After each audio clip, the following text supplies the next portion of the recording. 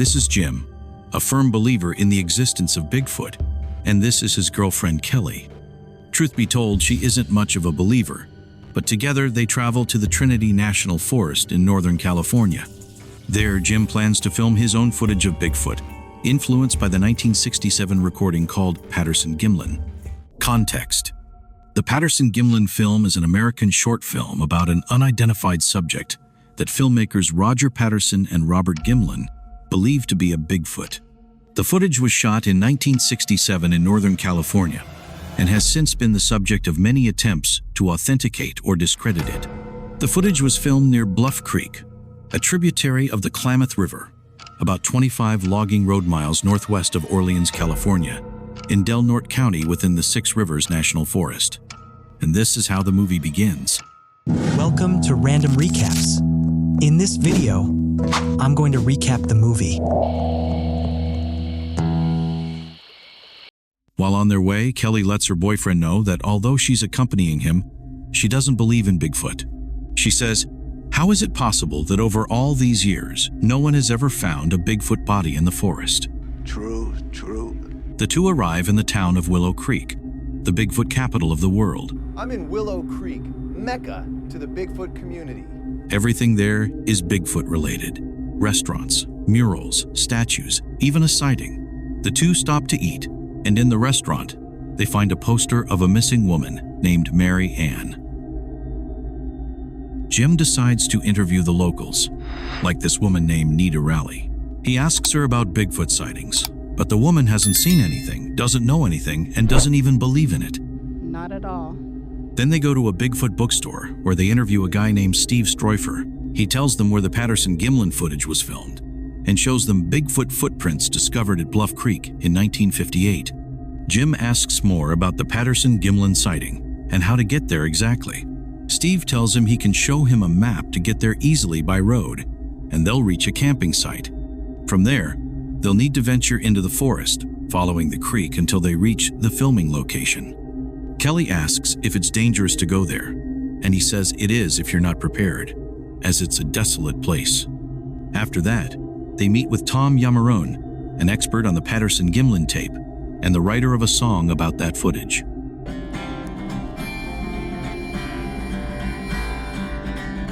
Then they interview Sean, a woman who tells them that when she was a child, she went camping with her father, and on the way, they saw something cross in front of the car. Her father swerved the wheel, and they went off the road. When they looked ahead, there was Bigfoot walking across an open field, making a strange sound she had never heard before. He was tall and he was like Were you long scared? hair. Yeah, I was scared. Kelly, even after everything she's heard, still doesn't believe in Bigfoot. I just don't believe in Bigfoot. So they go to interview a forest ranger named Troy Andrews. He tells them about an encounter with Bigfoot a few years ago while hunting near Bluff Creek. Troy was with his dog in the forest when suddenly she ran off. Troy chased after her, yelling for her to stop, but the dog never stopped.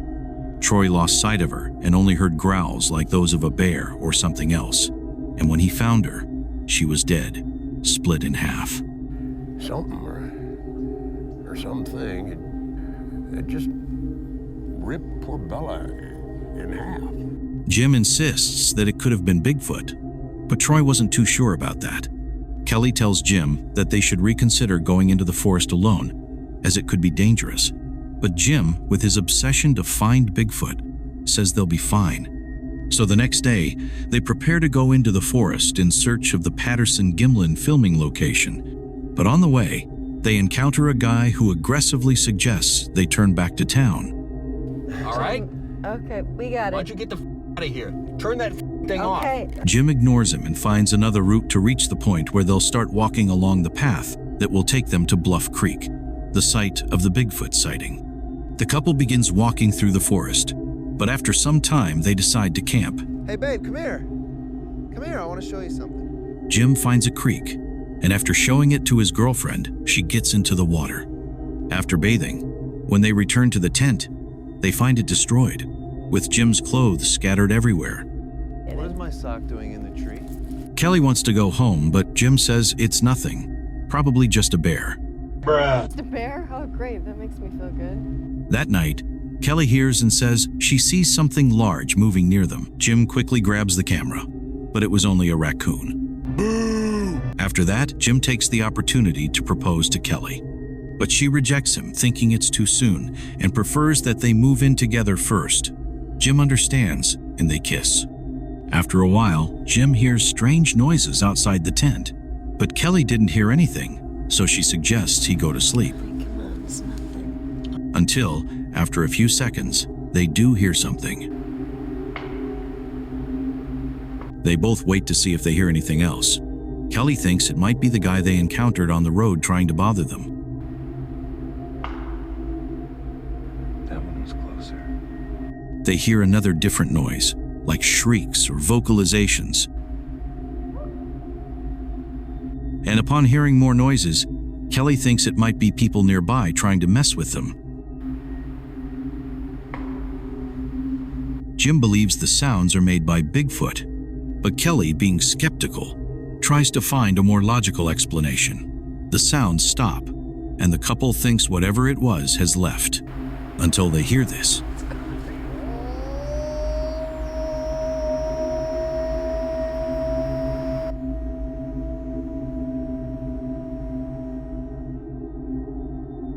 Jim thinks that sound isn't human, trying to convince Kelly that Bigfoot is outside.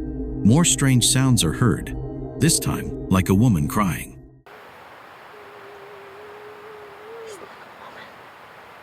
This time, both start to get seriously scared, and Kelly suggests going to help her, but Jim won't go out even if paid.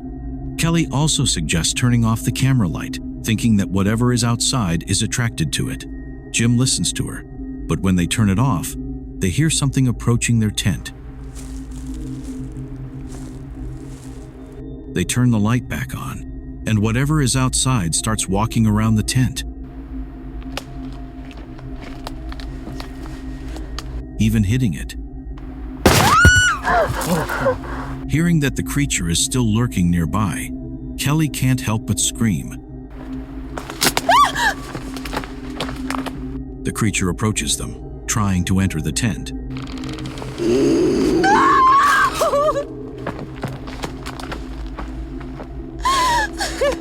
But after Kelly's scream, whatever was outside leaves. At dawn, the couple decides to leave the place. Jim finds gray hairs on a log and some branches, so he decides to take some. Kelly, impatient, tells him to hurry. I'm going, fuck. But as they walk, they hear the same noise from last night again.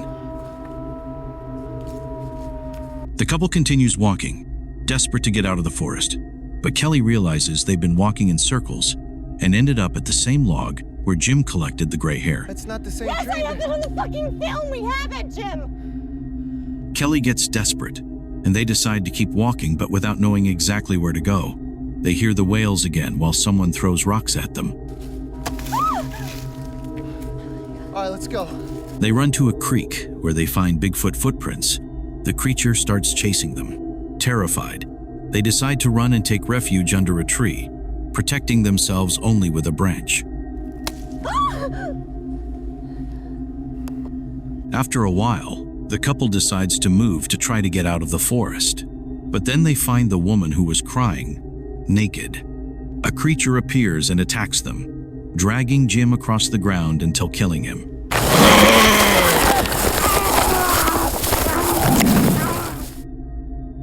Kelly's screams are heard in the distance as she is kidnapped.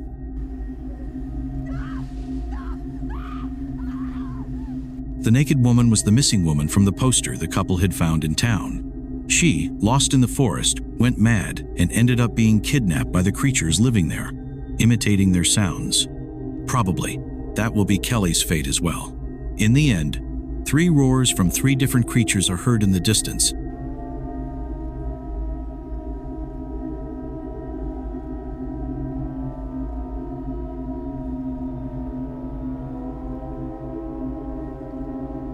And that's how the movie ends.